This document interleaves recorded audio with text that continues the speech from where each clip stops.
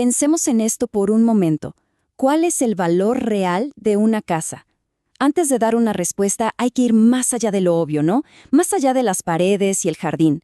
Hay que fijarse en esos riesgos ocultos que la naturaleza nos presenta. Y bueno, hoy vamos a desentrañar justamente eso. ¿Cómo es que esos riesgos afectan el valor? A ver, a primera vista, la respuesta parece súper simple, ¿verdad? Uno piensa en el tamaño, la ubicación, si los acabados son bonitos, lo típico.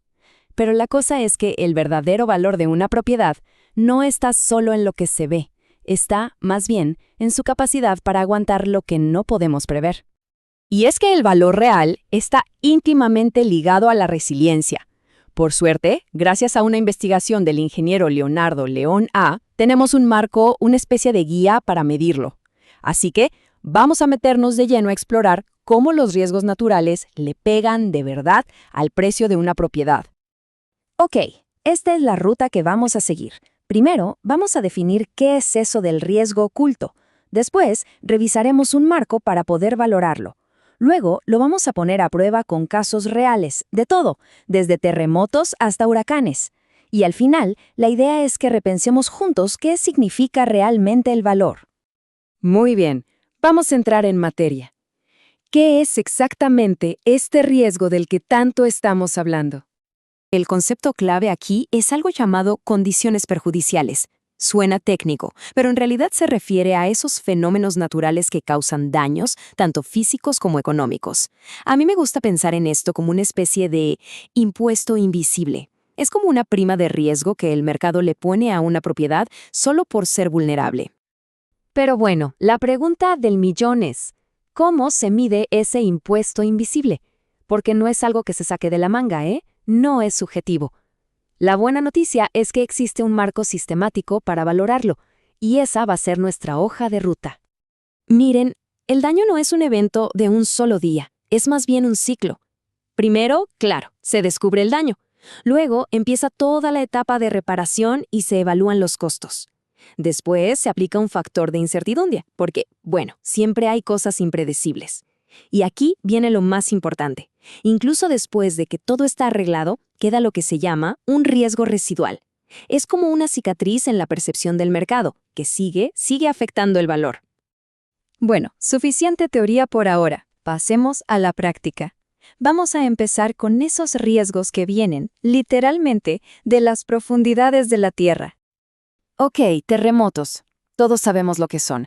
Pero el punto crucial, lo que de verdad importa, no es solo la fuerza del sismo, lo que miden en la escala de Richter. No. La verdadera variable es qué tan vulnerable es la construcción, porque una edificación bien hecha puede aguantar un temblor fuerte, mientras que una mal construida se puede venir abajo con uno mucho más leve. Y ya que estamos en esto, vamos a aclarar una confusión muy común: la diferencia entre foco y epicentro. Es fácil. El foco, que también se llama hipocentro, es el punto exacto donde nace el terremoto, allá abajo, bajo tierra. Y el epicentro es el punto en la superficie que está justo encima de ese foco. Es ahí donde por lo general el sacudón se siente con más fuerza. Y la verdad es que en nuestra región, en Latinoamérica, sabemos muy bien de lo que hablamos. Los ejemplos son, contundentes. Tenemos el de Valdivia, en Chile, que fue el terremoto más potente que se ha registrado en toda la historia. O el de la Ciudad de México en el 85, un sismo que cambió para siempre cómo se construye y se planifica en las ciudades. Y más reciente, el de Armenia en Colombia, un recordatorio de que esta amenaza siempre está ahí. Ok, dejemos los sismos por un momento y hablemos de otro riesgo geológico, los volcanes. Cuando uno entra en erupción, la gente piensa en lava, pero el peligro es mucho más que eso. La ceniza, por ejemplo, puede hacer que los techos se colapsen a kilómetros de distancia. Los gases pueden ser tóxicos. Y luego están los lahares, que son básicamente ríos de lodo y escombros volcánicos que tienen un poder de destrucción tremendo. Y para que nos demos una idea, el caso de Armero, en Colombia, es un ejemplo trágico, pero perfecto. Esa ciudad no fue destruida por la lava, fue borrada del mapa por los lahares del volcán Nevado del Ruiz. Esto nos enseña algo clave. El peligro de un volcán se puede extender muchísimos kilómetros más allá de sus faldas. Muy bien. Ahora cambiemos de elemento. Dejemos la tierra y pasemos a los riesgos que vienen del cielo y de los ríos. Hablemos de las amenazas meteorológicas e hidrológicas. Pensemos en un huracán como una máquina de destrucción con 3 armas principales. Primero, los vientos. Vientos tan fuertes que pueden arrancar techos y tirar abajo estructuras enteras. Segundo, las lluvias torrenciales, que provocan inundaciones masivas. Y tercero, y a veces la más peligrosa, la marejada ciclónica. Es una subida brutal del nivel del mar que puede, literalmente, tragarse zonas costeras. Y para ver su poder no hay que irse muy atrás en el tiempo. El huracán Otis, que golpeó a México hace poco, es un ejemplo clarísimo de cómo una de estas tormentas puede fortalecerse en cuestión de horas y causar una devastación que cuesta imaginar. Nos recuerda, una vez más, lo vulnerables que son nuestras costas. Pero ojo, que el peligro no siempre llega con el nombre de un huracán. Muchas veces, los desastres más comunes son las inundaciones y los deslizamientos. En países como Colombia, por ejemplo, son una amenaza de todos los años. Ahí está el caso de Quebrada Blanca en 1974, o las inundaciones tan graves que se han visto en Venezuela. Son la prueba de que el agua y la tierra inestable son una combinación que siempre hay que tomar en serio. ¿Ok? Ahora vamos a hablar de un tipo de riesgo un poco distinto. No es un evento repentino y violento como un terremoto o un huracán, no. Es una condición que ya está ahí, en el terreno, afectando el valor de una forma mucho más silenciosa pero igual de profunda. Me refiero a los humedales.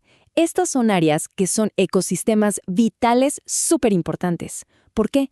Porque filtran el agua, ayudan a prevenir inundaciones, son el hogar de un montón de animales y plantas. Y justamente por eso, su protección es muy estricta. Hay leyes muy severas que regulan qué se puede construir y qué no se puede construir ahí.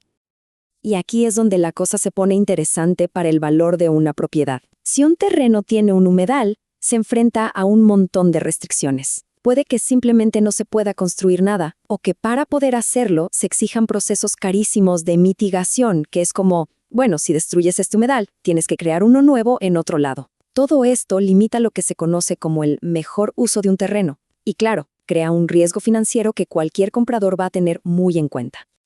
Entonces, a ver, ya vimos los riesgos que vienen de la tierra, los que vienen del cielo y hasta los que están en el propio terreno. La pregunta es, ¿qué nos dice todo esto sobre el concepto de valor? Pues la conclusión es bastante clara. El valor de una propiedad no es un número fijo, estático, escrito en un papel. Es, en realidad, una medida de su resiliencia.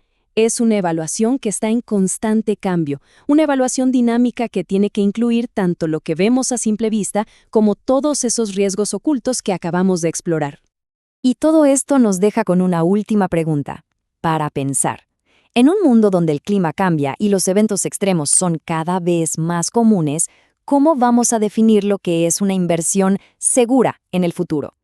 Quizás, solo quizás, la propiedad más valiosa del mañana no va a ser la más grande ni la más lujosa, sino simplemente la más resiliente.